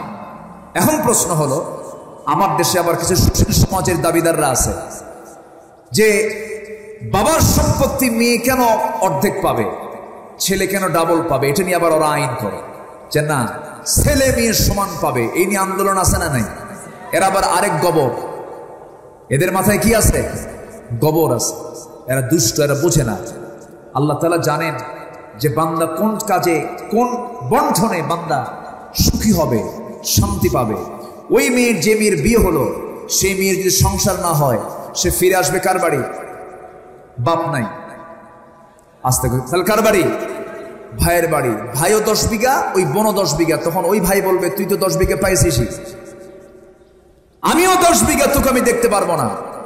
কিন্তু তালাক প্রাপ্ত বোন তালাক পেয়ে সে সোজা চলে আসবে, বাপ না থাকলে কার বাড়ি আসবে? ভাইয়ের বাড়ি আসবে। তাহলে আল্লাহ তাআলার বিধানের মধ্যে কল্যাণ আছে না নাই? আছে। আমার ভাইয়েরা, আল্লাহ তাআলা মেয়েদের অর্ধেক করে দিয়েছেন কেন? এর মধ্যে অনেকগুলো হিকমত আছে। অন্যতম হিকমত, আল্লাহ তাআলা বান্দার কল্যাণের জন্য দিয়েছেন। এমনকি তাদের শুধু সম্পত্তি অর্ধেক না, আল্লাহ তাআলা তাদের খাবারটা অর্ধেক করে দিয়েছেন। খাবারটা মেয়ের অর্ধেক খায়, পুরুষরা ডাবল খায়। কেমন করে দেখেন, একটু মনোযোগ দিয়ে শোনার চেষ্টা করেন, সবাই একটু কান পেতে শোনেন। সাইয়েদনা আলী রাদিয়াল্লাহু তাআলা আনহুর সময় দুইজন মহিলা একই ঘরে, একই বিছানায় অন্ধকারের মধ্যে শুয়েছিল। ঘুমন্ত অবস্থায় ঘুম থেকে জাগা পান তারা। অন্ধকার রাতে দুইজন মহিলার পেট থেকে সন্তান ডেলিভারির সময় হয়ে গেল। প্রচন্ড ডেলিভারির যন্ত্রণা শুরু হয়ে গেছে। বর্ণনা এসেছে, ওই দুই মহিলার পেট থেকে আল্লাহর কি ফয়সালা, রাতের বেলায় ওই একই রাত্রিতে একই সময়ে দুজনের পেট থেকে সন্তান যখন ডেলিভারি হলো, একজনের পেট থেকে ছেলে সন্তান, আর একজনের পেট থেকে মেয়ে সন্তান যখন হলো, সন্তান হওয়ার পর সকালবেলা দুইজন নারী, দুইজন মাই ছেলের সন্তানের জন্য তাড়াহুড়ো করছে, বলছে এটা আমার ছেলে, এটা আমার ছেলে। কেউ মেয়ে সন্তান নিতে চায় না। তারা অবশ্যই জানে কার ছেলে কার মেয়ে, অবশ্যই তাদের জানা ছিল। কিন্তু ছেলের সন্তানের দিকে মানুষের টান কম না বেশি? আসতে বলবেন না, কম না বেশি? বেশি। মেয়ের সন্তান হলে পরে মনটা খারাপ হয়ে যায়, ছেলের সন্তান হলে পরে তার ভোল্টেজ বেড়ে যায়। মেয়ের সন্তান হলে পরে মনে হয় বাড়িতে মানুষ পড়ছে, আর ছেলের সন্তান হলে পরে মনে হয় মিষ্টির কোনো অভাব নাই। এমন আজকের সমাজেও আছে না নাই বলুন? এই আছে না? আছে না? আছে। ছেলের সন্তান হলে পরে যদি ছেলের বাপকে বলা হয় কি খবর, তোমার বইয়ের বাচ্চা কাচ্চা হয়েছে নাকি? কি হয়েছে? ছেলে। বাপ সবই আলাদা। আর যদি হয় মেয়ে, কি হয়েছে? মেয়ে। মনে হয় এখানে হার্ট স্ট্রোক করে বলবে, এমন একটা অবস্থা। সম্মানিত ভাইরা, ছেলে হোক মেয়ে হোক, বলতে হবে কি? আরো জোরে কন, আরো জোরে বলেন, আরেকটু জোরে বলেন আলহামদুলিল্লাহ। ছেলে এবং মেয়ে হওয়ার ব্যাপারে একমাত্র সকল ফয়সালা কার? এক্ষেত্রে কোনো পুরুষের দোষ আছে? কোনো মহিলার দোষ আছে? অতএব মন খারাপ হলে অসন্তুষ্ট হবেন কে? আল্লাহ তাআলা। সম্মানিত ভাইরা, সম্মানিত বন্ধুগণ, এই দুই মহিলা যখন ওই ছেলের সন্তান নিয়ে মারামারি করতেছে, মেয়ের সন্তান কেউ নিতে চায় না। কে নেবে? কে মেয়ের সন্তানের মা? এই পর্যায়ে এই বিচারের ফয়সালা চলে গেছে আলীর কাছে। সাইয়েদনা আলী যখন শুনলেন যে ছেলের সন্তান নিয়ে দুই মহিলা মারামারি শুরু করেছে, কিন্তু মেয়ের সন্তান কেউ নিতে চায় না, সাইয়েদনা আলী ওই দুই মহিলার সামনে গিয়ে দাঁড়ালেন, বললেন দেখো, কার ছেলে আর কার মেয়ে তোমরা নিশ্চিত জানো, কিন্তু অযথা গন্ডগোল করার কোনো দরকার নেই। কিন্তু তারা নাসর বান্দি বলল না, এটা আমার ছেলে, এটা আমার ছেলে। সাইয়েদনা আলী বললেন, একজনকে ডাক দিয়ে বললেন যে এই দুই মহিলাকে একটা ঘরের মধ্যে নিয়ে চলে যাও। নিয়ে গিয়ে এক মহিলাকে দায়িত্ব দিয়ে, দেখো দুই মহিলার স্তন থেকে কিছু দুধ বের করে দুটো কাঁচের গ্লাসে রেখে দাও। দুইজন মহিলাকে ঘরের মধ্যে তুলে নিয়ে স্তন থেকে দুধ বের করে কাঁচের গ্লাসে ভরে, দুই গ্লাসে যখন দুধ রাখা হলো, সাইয়েদনা আলীকে বলা হলো আমরা তো দুধ ভরে গ্লাসে রেখে দিয়েছি। সঙ্গে সঙ্গে আলী বললেন, দেখো তো কোন গ্লাসের দুধটা ঘন, কোন গ্লাসের দুধটা পাতলা। যখন বলা হলো এই গ্লাসের দুধটা ঘন, এই গ্লাসের দুধটা পাতলা, সাইয়েদনা আলী বললেন যে গ্লাসের দুধটা ঘন, যে গ্লাসের দুধটা ঘন, সেই ঘন দুধ যে স্তন থেকে বের হয়েছে আল্লাহ তাআলা তাকে ছেলের সন্তানের মা বানিয়ে দিয়েছেন। আর যে স্তনের দুধটা পাতলা, সেই পাতলা দুধ আল্লাহ তাআলা মেয়ে সন্তানের মার স্তন থেকে বের করা হয়েছে। তিনি হচ্ছেন ছেলের সন্তানের মা যার দুধ ঘন, তিনি হচ্ছেন মেয়ের সন্তানের মা যার দুধটা পাতলা। এইভাবে সুন্দর করে যখন ফয়সালা করে দিলেন, দুই মহিলা আনন্দ চিত্তে সন্তান দুইটাকে কোলের মধ্যে করে নিয়ে চলে গেল। ঘন দুধ ওলি ছেলে আর পাতলা দুধ ওলি মেয়ের সন্তান নিয়ে চলে গেল। আমার ওয়াজও শেষ হয়ে গেল নাকি? এখন প্রশ্ন হলো, দুধ কেন ঘন হলো, দুধ কেন পাতলা হলো? ওয়াজ আবার শুরু হলো। জোরে বলি ইনশাআল্লাহ, আর জোরে বলি ইনশাআল্লাহ। আগে কোনো ডায়াগনস্টিক সেন্টার ছিল না, সাইয়েদনা আলী ছিলেন কেমন ধরনের মেধাবী মানুষ। আল্লাহু আকবার বলো। কে লাইট দিলেন কেন? কি সমস্যা? সূর্যের আলো কম হয়ে গেছে? ও পিছন থেকে দেখা যায় না? আমাকে দেখতে পাচ্ছেন না আপনারা? দেখা যাচ্ছে না তো? ওনাদের চোখ কি কানা নাকি? সূর্যের আলো, এক আলোতে গোটা দুনিয়া চলে। কি লাগবে? এটা বন্ধ করেন। আমার দিকে তাকান। কষ্ট পাচ্ছেন আপনারা? কষ্ট পাচ্ছেন? বলি আলহামদুলিল্লাহ। সবচেয়ে বেশি আরাম পাচ্ছেন দূরের মানুষগুলো, ওই পিছনে যারা বসে আছে, খুব ভালো। বলি আলহামদুলিল্লাহ। তাহলে আল্লাহ তাআলা যে বিধান দিয়েছেন, সেই বিধানের মধ্যে রহমত আছে না নাই? আসতে বলবেন না, আছে না নাই? এখন যে সমস্ত নারীরা বলে ছেলে যদি 2 বিঘা পায়, মেয়ে কেন 2 বিঘা পাবে না, তাদেরকে বলবেন তোরা দুধ পাতলা কেন খাস? পুরুষের মতো, ছেলের সন্তানের মতো ঘন করে খা। আল্লাহ তাআলা খাদ্য সিঙ্গেল করে দিয়েছেন, পুরুষের অর্ধেক করে দিয়েছেন। আল্লাহু আকবার বলেন। এগুলো কার ফয়সালা? আসতে বলবেন না, কার ফয়সালা? আল্লাহর ফয়সালা। সম্মানিত ভাইয়েরা, আমি যখন আলোচনা শুরু করি, যখন প্রথমে আসি, তখন মানুষ আসা শুরু হয়েছে, এখনো আসার উপরই আছে। আমার দেশের কিছু লোকজনের স্বভাব এরকমই, আজান হয় 12:15টায়, মুসল্লি হাজির হয় নামাজের একটু আগে, খুব সময় সচেতন তারা। এরকম কিছু মুসল্লি আছে না নাই বলেন তো?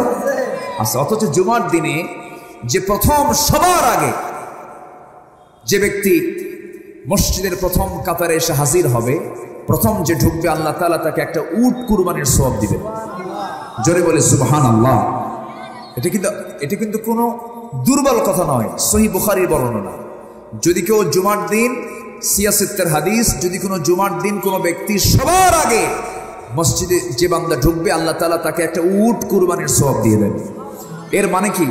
ভালো কাজে পরে আসা না আগে আসা? আমরা কি করি? পরে আসে। এখন এই যে পরের যে লোকগুলো আসছে, এই লোকগুলো মাহফিল শেষ করার পরে বলবে হুজুর কি আলোচনা করলো, কিছুই তো বুঝলাম না। আসছে কিন্তু সবার বুঝে, কথা বোঝেন নাই? এই হচ্ছে অবস্থা। আমরা যে কোনো কাজ, ভালো কাজকে আমরা সময় মতো আমরা আদায় করার চেষ্টা করব। জোরে বলি ইনশাআল্লাহ। তো আমার কাছে অনেকক্ষণ আগেই একটা চিরকুট দিয়েছেন, আমাকে বলেছেন, আমি বলি নাই কেন জানেন? আপনারা কোরআনের কিছু খোরাক নেবার জন্য এসেছেন। আমি যদি উঠে এই কথা শুরু করে তাহলে কেমন হয়? তো এই মাহফিল কমিটি তারা চালিয়ে যাচ্ছেন এই মাহফিলটা। এই মাহফিল প্রত্যেক বছর হোক, সবাই আপনারা চান তো নাকি? আমি আলোচনার 7টা পয়েন্টের কেবল একটা পয়েন্ট আমি বলেছি, আরো 6টা পয়েন্ট রয়েছে। সৌভাগ্যবান কারা আর দুর্ভাগা কারা, পোড়া কপাল কারা, এটা আমি আক্ষরিকভাবে হলেও আমি শেষ করার চেষ্টা করব। তার আগ দিয়ে ভলেন্টিয়াররা অনেকক্ষণ আগে ব্যাগ হাতে নিয়ে তারা দাঁড়ায় আছে, হাত লেগে গেছে তাদের, বুঝলেন? তারা অনেকক্ষণ ধরে দাঁড়িয়েও আছেন তারা। তো আমি চাচ্ছি যে যারা আসছেন, আমরা কোনো ব্যক্তিকে দেব না, আমরা এটা দেব হলো আখিরাতের অ্যাকাউন্টে, আমাদের ফিক্সড ডিপোজিট আমরা জমা করব। জোরে বলি ইনশাআল্লাহ। দুনিয়ার অ্যাকাউন্টে জমা করে রেখে গেলে আপনার সন্তান পাবে, আর আপনি আজকের অ্যাকাউন্টে দিলে এই সম্পদটা, এই টাকাটা আপনি সরাসরি হাসরের দিন আল্লাহর কাছ থেকে আপনি এটা আদায় করে নেবেন। যেরকম সুবহানাল্লাহ। তো ব্যাগ নিয়ে ভলেন্টিয়ার স্বেচ্ছাসেবকরা আপনাদের কাছে কাছে যাচ্ছে, যে যা পারি আমরা সবাই দিয়ে দেব ইনশাআল্লাহ। কোরআনকে মহব্বত করেন কারা? একটু হাত তুলে দেখেন না। জোরে বলি ইয়া আল্লাহ। হাত বাঁকা করবেন না, আল্লাহর ক্যামেরা কিন্তু মিস হয়ে যাবে। একটু হাত উঁচা করেন, বলে ইয়া আল্লাহ। এই হাত দিয়ে তোমার পথে খরচ করার তৌফিক তুমি আল্লাহ দিয়া দাও। জোরে বলি আমিন। হাতটা নামান। যে জায়গায় টাকা আছে সে জায়গায় হাত দেন। যদি পকেটে টাকা না থাকে অন্যের পকেটে হাত দিয়া পরে তাকে দিয়ে দিন, তাও কিছু দেন। আমরা সবাই কম বেশি দেব। জোরে বলি ইনশাআল্লাহ। জি, মা বোন যারা আসছেন, মা বোনদের কাছে আমার আবদার থাকবে, মেহেরবানি করে যে যা পারি আমরা সবাই দেওয়ার চেষ্টা করব। জোরে বলি ইনশাআল্লাহ। 2 থেকে 3 মিনিট সময় দিচ্ছি, কেউ উঠবেন না।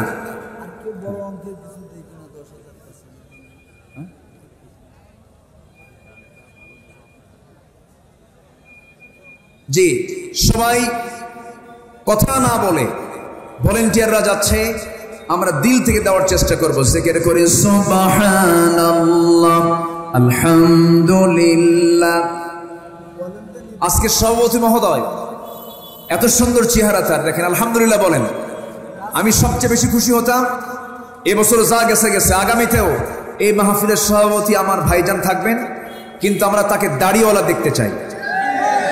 আপনারা কি মনে করেন সবাই? আমরা তাকে দাড়িওয়ালা দেখবো। জোরে বলে ইনশাআল্লাহ।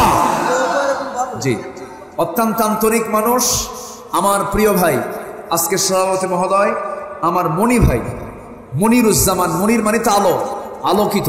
আলহামদুলিল্লাহ, তিনি আজকের মাহফিলের সম্মানিত সভাপতি। তিনিও একটা উল্লেখযোগ্য দান আমাদের এই মাহফিলে করবেন। জোরে বলি ইনশাআল্লাহ। তিনি কি এই মাহফিলের জন্য 50,000 দিতে পারবেন না? এরকম কি অ্যাবিলিটি তার আছে? তিনি কি পারবেন? আমি তাকে চাপ দেব না, উনি একটা কাঙ্ক্ষিত দান তিনি করবেন। জোরে বলি ইনশাআল্লাহ। আরো জোরে বলি ইনশাআল্লাহ। আমি কিন্তু কাউকে উঠতে বলিনি, মেহেরবানি করে কেউ উঠবেন না, মাহফিলের পরিবেশ নষ্ট করবেন না। আপনার ওঠার কারণে যদি মাহফিলের পরিবেশ নষ্ট হয়, আপনাকে দায়ী হতে হবে কিয়ামতের দিন। বসেন বসেন, বিনা কারণে কেউ উঠবেন না ভলেন্টিয়ার ছাড়া। জিকির করে সুবহানাল্লাহ। আটঘরিয়ার রবিউল ভাই দিয়েছেন 2000 টাকা, আল্লাহ কবুল করো। জিকির করে সুবহানাল্লাহ, আলহামদুলিল্লাহ, লা ইলাহা ইল্লাল্লাহ, সুবহানাল্লাহ। নাম প্রকাশে অনিচ্ছুক এক ভাই দিয়েছেন 1000 টাকা, আল্লাহ কবুল করো। আবু দাউদ ভাই দিয়েছেন 500 টাকা, আল্লাহ কবুল করো, নেক নিয়ত মঞ্জুর করো। জি, আরেকজন ভাই দিয়েছেন কিছু টাকা, আল্লাহ কবুল করে নাও। চাদর যাচ্ছে, ব্যাগ যাচ্ছে। আমরা গোপন দান করব। গোপন দান আল্লাহর কাছে সবচেয়ে বেশি পছন্দের। আল্লাহ তুমি সবাইকে দেওয়ার তৌফিক দাও। আর আমার মনি ভাইয়ের ঘোষণাটা আমি দিয়ে দেব। উনি কি প্রতিশ্রুতি কি দিতে চেয়েছেন, আমরা এই যে শহীদ ভাই তিনি দিয়েছেন 1000 টাকা, আল্লাহ কবুল করে নাও। আসুন আমরা আলোচনার পরিবেশে ধীরে ধীরে চলে যাচ্ছি। আর ব্যাগগুলো নিয়ে এতগুলো ব্যাগ গেল কই? ব্যাগ কি আবার পিছন দিয়ে দৌড় মারল না তো? হ্যাঁ, তাড়াহুড়ো করে। জি, মাহফিলের পরিবেশটা ঠিক রেখে সবাই এখন আমরা আলোচনার দিকে ফিরে যাচ্ছি। কোন সূরা থেকে কথা বলছিলাম বলেন তো? সূরাতুল বালাদ। বালাদ মানে হলো কিসের শহর? মক্কা শহর। যে মক্কা শহরে কার ঘর আছে? কার শহর আছে বলেন? কার ঘর আছে? আল্লাহর ঘর। সেই বালাদ শহরের, সেই বালাদের কয়েকটা আয়াত আমি তেলাওয়াত করেছি, যেখানে সৌভাগ্যবান ব্যক্তি হলো 7 জন। 1 নাম্বার, যারা দাস মুক্ত করবে, ফাক্কু রাকাবা। নাম্বার 2 হলো আও ইতআমুন ফি ইয়াউমিন যী মাসগাবা, দুর্ভিক্ষের দিনে যারা খাদ্য দান করবে। দুর্ভিক্ষের দিন খাদ্য আপনার আছে, আপনাকে খাদ্য দিয়ে লাভ আছে? লাভ নাই। কিন্তু দুর্ভিক্ষের দিনে যারা খাদ্যকে গুদামজাত করে, এরা কি আল্লাহর নিকটতম বান্দা না পাপিষ্ঠ বান্দা? রমজান মাসে আমার দেশে জিনিসপত্রের দাম কমে না বাড়ে? বাড়ে। এটা কি ইমানদার বান্দার লক্ষণ? না। আল্লাহ তাআলা বলছেন না, এটা করা যাবে না। দান করবা দুর্ভিক্ষের দিনে, তুমি খাদ্য দিয়ে তুমি যদি উৎসাহ দাও, তাহলে এটা তোমার জন্য সৌভাগ্য, আমি তোমাকে জান্নাত দেব। জোরে বলি সুবহানাল্লাহ। নাম্বার 3 হলো এতিম আত্মীয় স্বজনকে খাওয়ানো। এরপরে আল্লাহ তাআলা বলছেন, যারা ধুলাই মলিন মিসকিন, তাদের পাশে তোমরা দাঁড়াবে। আল্লাহ তাআলা এরপরে বলছেন, বান্দা নাম্বার 4 হলো ওই সমস্ত বান্দাগুলো 1 নম্বর দাস মুক্তি, দুর্ভিক্ষের দিনে খাদ্য দেওয়া, নাম্বার 3 হলো এতিম আত্মীয় স্বজনকে খাওয়ানো, নাম্বার 4 হলো রাস্তায় পড়ে থাকা ধুলায় মলিন যে সমস্ত লোক তাদেরকে খাওয়ানো। এই 4টা কাজ সামাজিক কাজ, এই 4টা কাজ মানবতার কাজ। এই সমস্ত কাজে মুসলমান পিছিয়ে থাকবে না, এগিয়ে থাকবে। বলেন এগিয়ে থাকবে। এই 4টা কাজের পাশাপাশি আল্লাহ তাআলা বলছেন সুম্মা কানা মিনাল্লাযীনা আমানু ওয়া তাওয়াসাউ বিস-সাবরি ওয়া তাওয়াসাউ বিল মারহামা। এই 4টি কাজ করার পরে যে বান্দা ঈমান আনবে, ধরুন বর্তমান দুনিয়ার ধনীর তালিকায় একজন আছে আমেরিকার বিল গেটস, কোটি কোটি টাকার মালিক, কোটি কোটি ডলারের মালিক। সে গোটা দুনিয়ার ধনীর তালিকায় সে শীর্ষস্থানে আছে। এই বিল গেটস তার সমস্ত সম্পত্তির বিশাল একটি অংশ সে রেড ক্রসকে দান করেছে, সমাজ সেবার জন্য দান করেছে। এই যে বিশাল বড় সে দান করলো, এই দান আল্লাহর দরবারে কোনো কাজে আসবে না, কারণ তার মধ্যে কি নাই? আসতে বলবেন না, কি নাই? ঈমান নাই। ঈমান হলো 1 নম্বর সম্পদ। আল্লাহ বলছেন বান্দারি দাস মুক্ত করবে, দুর্ভিক্ষের দিনে খাদ্য দেবে, এরপরে এতিম আত্মীয় স্বজনদের হক আদায় করবে, এরপরে ধুলায় মলিন ধুলায় মিশে থাকা সেই সমস্ত মিসকিনদেরকে খাবার দেবে। এরপরে তুমি ঈমান আনবে। ঈমান আনবে কার উপরে? আসতে বলবেন, ঈমান আনবে কার উপরে? কিন্তু আমার দেশে বহু লোকের নাম আছে ঈমান আলী, কিন্তু ফজর নামাজ পড়ে না। নাম হলো ফজর আলী, কিন্তু ফজরে নাক ডেকে ঘুমায়। আছে না নাই বলেন? নাম হলো আতর আলী, কিন্তু গাঁজা খায়া গন্ধ। আছে না নাই? নাম হলো হিম্মত আলী, কিন্তু সাইকেলের চাকা বাস্ট হলে স্টপ করে। নাম দিয়ে কাম হবে না। ঈমান এনেছি আমি, ঈমানদার যদি হয়ে থাকি আমার দায়িত্ব হলো আজান যখন হয়ে যাবে, নামাজ আগে না কাজ আগে? ব্যবসা আগে না নামাজ আগে?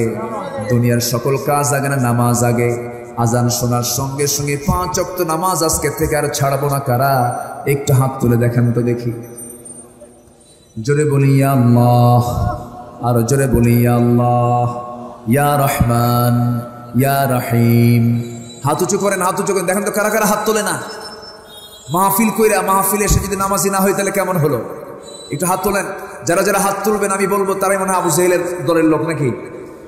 নামাজ মুসলমান যারা হাত তুলতে বলুন ইয়া আল্লাহ, আমাদেরকে 5 ওয়াক্ত সালাত আদায় করার তৌফিক তুমি আল্লাহ দিয়া দাও। জোরে বলি আমিন, আরো জোরে আমিন, আরো জোরে আমিন। আল ফারকু বাইনাল মুমিন ওয়াল কাফির তারকুস সালাহ। কাফের এবং মুমিনের মধ্যে পার্থক্য সৃষ্টি করে কি? বলেন, পার্থক্য সৃষ্টি করে কি? নামাজ। নামাজ কেউ ছাড়বো না আমরা। আমার নবীর জীবনের শেষ নসিহত ছিল হলো নামাজ। শেষ নসিহত কি? নামাজ। আমরা মারা যাওয়ার আগ দিয়ে ছেলেকে বলে যে বাবা তুই এটা করিস, মেয়েকে বলে মা তুই এটা করিস, তুই সম্পত্তি নিবে, এটা করবি, ওটা করবি। আর রাসূল মারা যাওয়ার আগ দিয়ে উম্মতের জন্য বলে গেছেন কি? নামাজ। আয়েশা বর্ণিত হাদিস, রাসূল যখন মারা যাবেন, মারা যাওয়ার আগ দিয়ে আমার নবীজি সাহাবায়ে কেরামের সাথে কথা বলছেন, বিদায় নিচ্ছেন। আমার নবীর একজন খাদেম ছিলেন আনাস বিন মালিক রাদিয়াল্লাহু তাআলা আনহু। তার মা জুবাইর ইবনুল আওয়াম রাদিয়াল্লাহু তাআলা আনহু তাকে 10 বছর বয়সে মদিনার মসজিদে রাসূলের সামনে তাকে দিয়ে যান। কাঁদেন আর বলেন, হুজুর মদিনার আনসার সাহাবীরা উট দিল, খেজুর বাগান দিল, বাড়ি দিল, সোনা দিল, গহনা দিল, আমি তো কিচ্ছু দিতে পারলাম না, আমার সন্তানকে আমি আপনার হাতে দিয়ে গেলাম। রাসূল তাকে খাদেম বানালেন। এমন খাদেম, রাসূল তাকে কোনোদিন কাজের অর্ডার দেন নাই, তা তো জানি নাই। বরঞ্চ আনাস বিন মালিক বলেন, বরঞ্চ আমি কোনো কিছু ভুল হলে পরে রাসূল আমাকে তা ঠিক করে দিতেন। হযরত আনাস বলেন, আমার বয়স যখন 20 হয়ে গেল, আমার নবীজির ইন্তেকালের সময় হয়ে গেল, নবীজি সবার কাছ থেকে বিদায় নিচ্ছেন।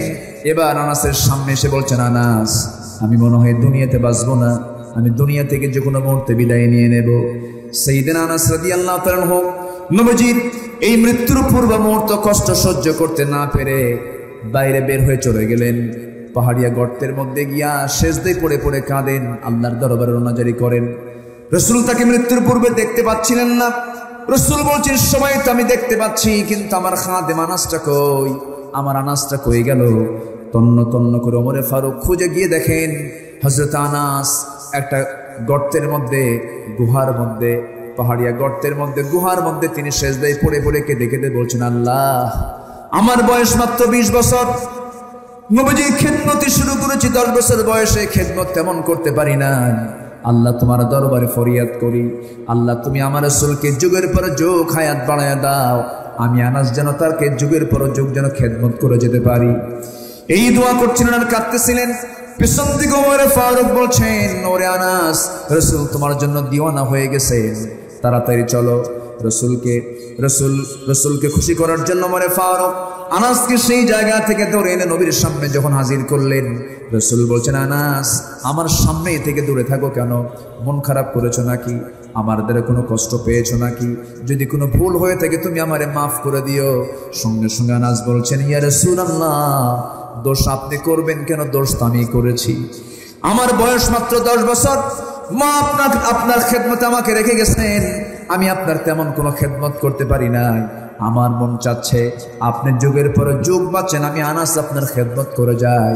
রাসূল বলছেন, আনাস রে, মৃত্যুর সময় তো আমার হয়ে গেছে, সাকরাতুল মউতের লক্ষণ চলে আসছে, আমি যে কোনো মুহূর্তে দুনিয়া থেকে বিদায় নিয়ে নেব। আনাস তুমি আমার জন্য দোয়া করো, আমি যেন সুন্দর হালতে দুনিয়া থেকে বিদায় নিতে পারি।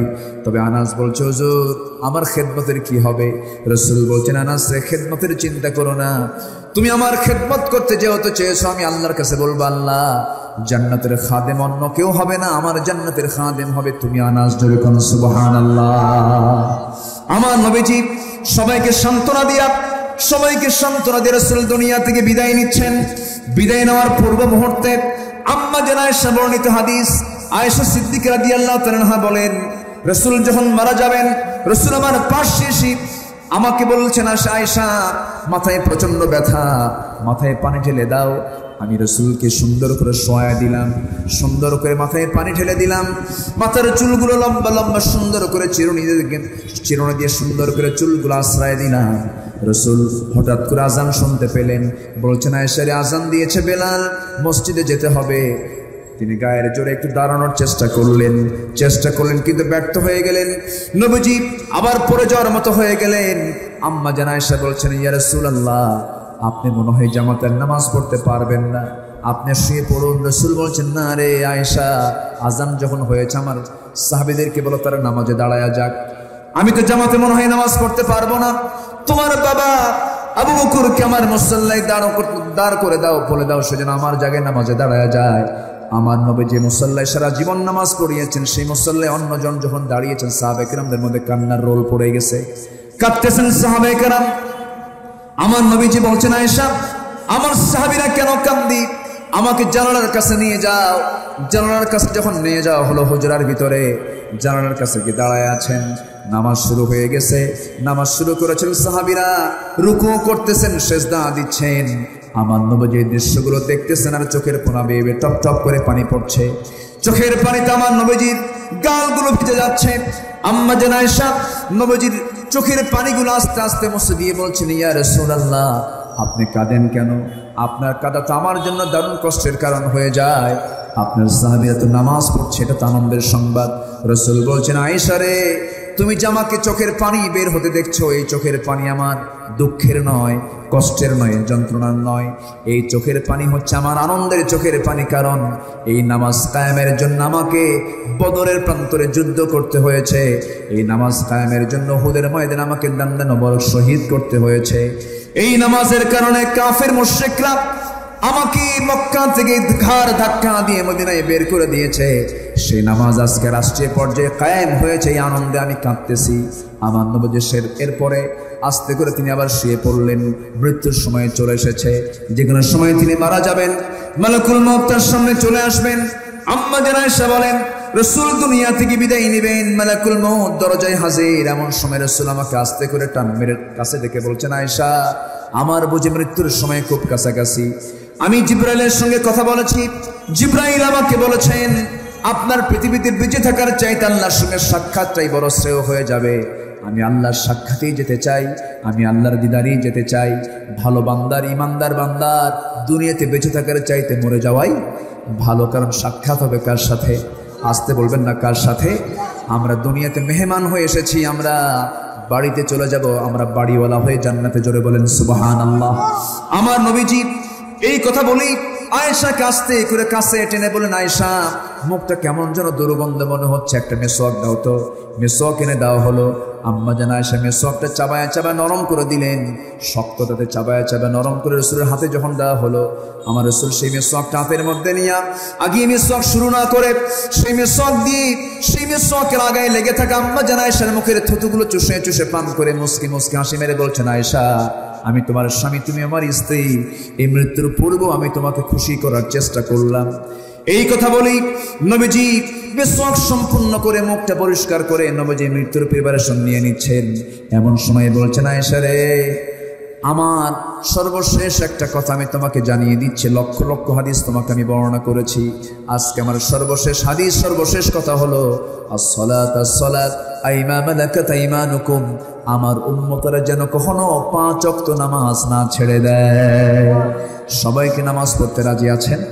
আল্লাহ তুমি সবাইকে নামাজি বানাও, জোরে বলি আমিন, আরো জোরে আল্লাহুম্মা আমিন।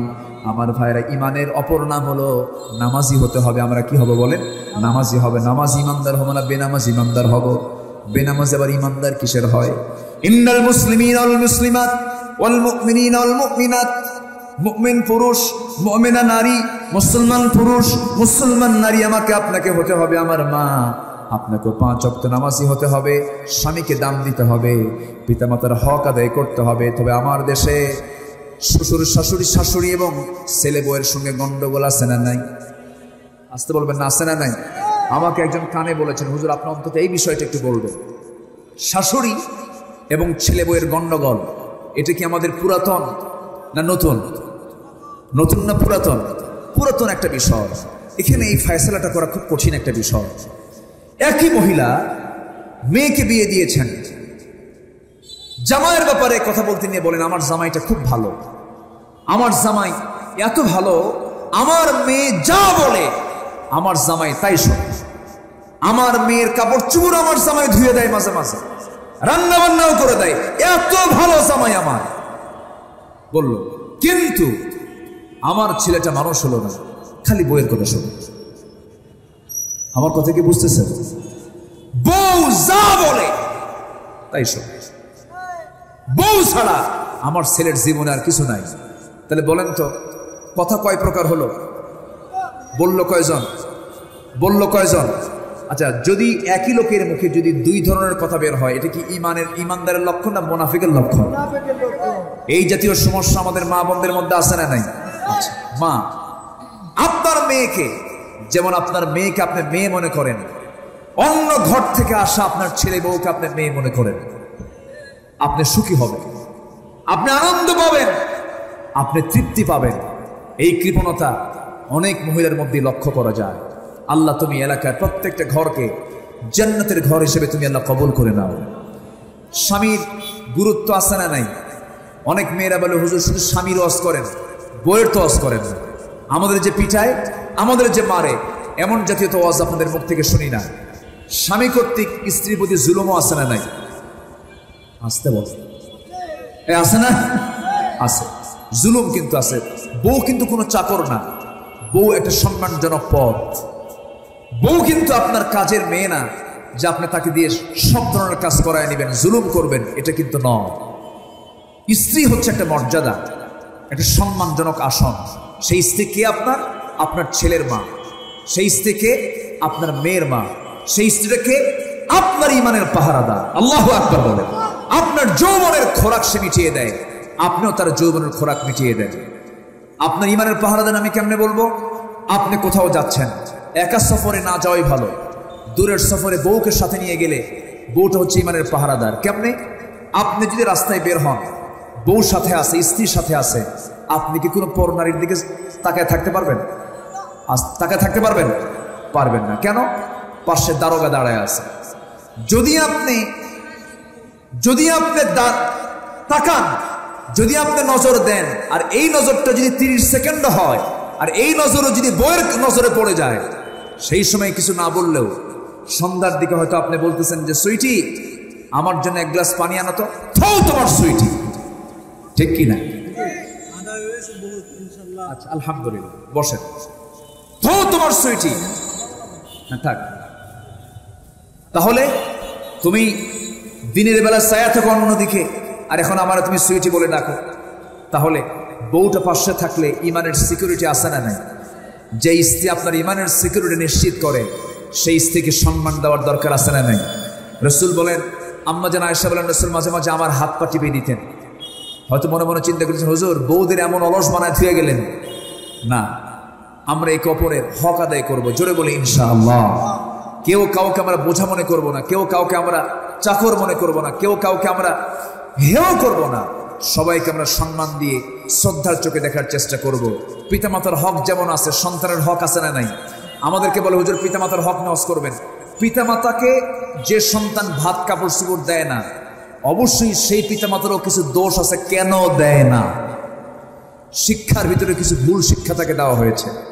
কেমন করে দেখেন, আমি নিজের চোখে দেখা আমার। আচ্ছা, যদি কেউ ডাক্তার হয় সে কি অশিক্ষিত? যদি কেউ ইঞ্জিনিয়ার হয় সে কি অশিক্ষিত?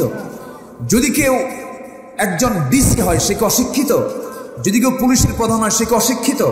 আমার চোখ সাক্ষী, আমি বৃদ্ধাশ্রমে গিয়ে ঘুরে ঘুরে দেখে এসেছি এই বৃদ্ধাশ্রমে কোন কোন বৃদ্ধরা থাকে।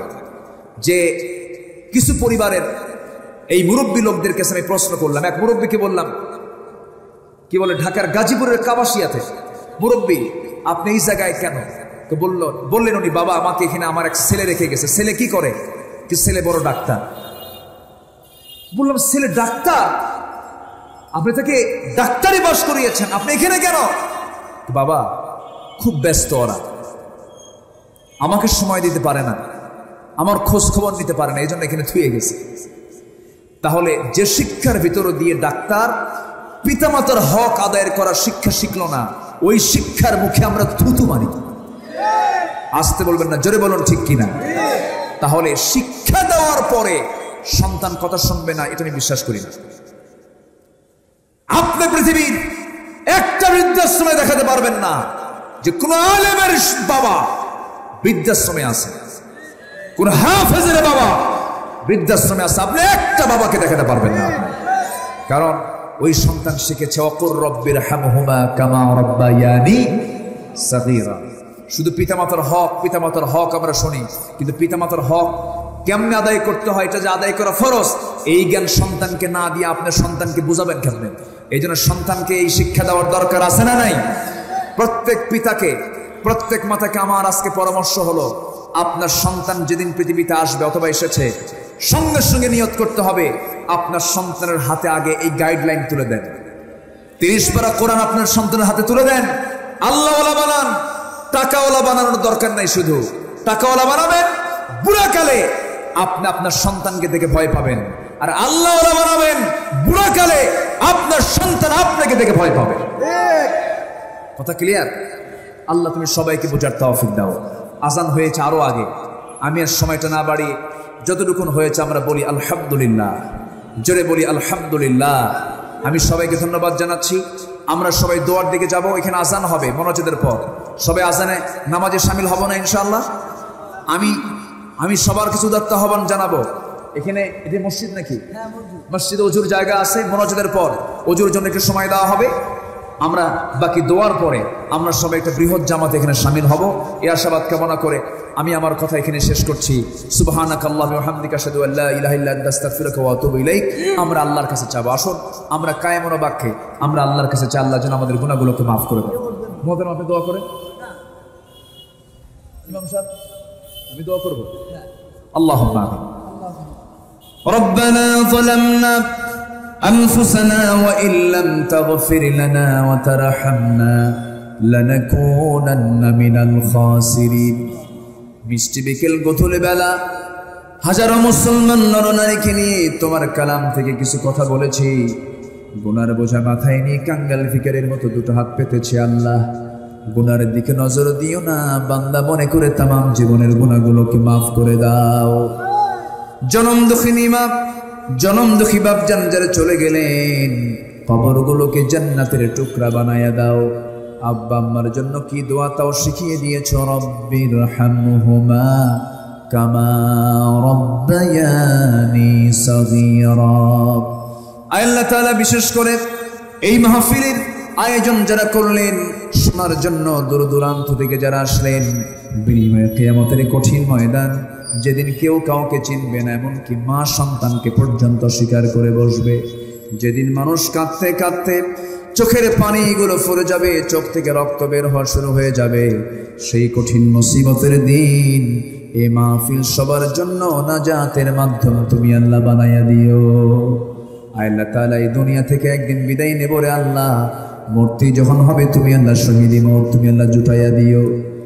আল্লাহ তাআলা যুব সমাজ আজকের মাহফিলের ডাক দিয়েছেন, যুব সমাজদেরকে তুমি আল্লাহ কবুল করে নাও। অনেক প্রবাসী ভাই মাহফিলের জন্য অনেক খরচ তারা দিয়েছেন, তুমি তাদেরকেও কবুল করে নাও। প্রবাস জীবনকে তুমি আল্লাহ সুখময় করে দাও। সভাপতি মহোদয় মনি ভাইকে তুমি আল্লাহ কবুল করে নাও। আমার পাশে বসা মনির ভাইকে তুমি আল্লাহ কবুল করে নাও। আল্লাহ তাআলা সবার নাম তো আমার জানা নাই, যার যা চাওয়া তুমি আল্লাহ পাওয়া করে দিও। এই দুনিয়া থেকে কোন দিন বিদায় হব জানি না, ডান হাতে আমলনামা না আসা পর্যন্ত কবরে নিও না।